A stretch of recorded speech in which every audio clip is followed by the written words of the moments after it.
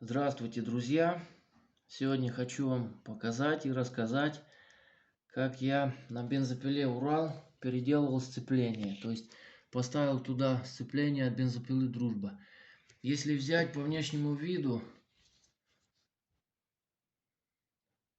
это уже готовое переделанное сцепление от Урала. Это от Дружбы.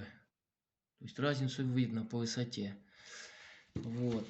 Почему я это сделал? Во-первых, потому что лопнул один сухарик, вернее раскрутился и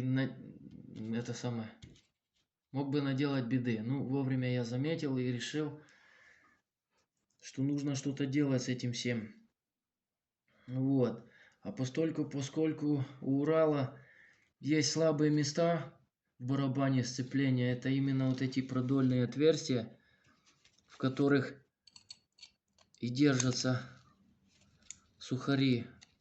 Вот. Они разбиваются со временем, то есть стержни разбиваются. Может и обломиться стержень.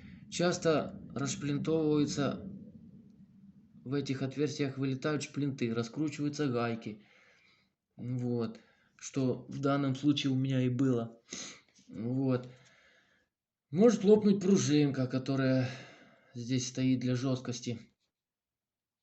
Поэтому, значит, решено было переделать сцепление на дружбовское. Но так как оно не совсем подходило, мне пришлось внутреннюю часть, точнее наружную часть, срезать вот таким образом и удалить. Осталась внутренняя часть, значит, барабана со шлицами. Вот. В сцепление Дружба тоже пришлось вырезать вот эту вот среднюю часть со шлицами и просто ее убрать. И в этих две получившихся детали просто надо было совместить. Ну, то есть подогнать по диаметру и вставить одну в другую. Что мне удалось тоже, кстати, без всяких токарных работ сделать.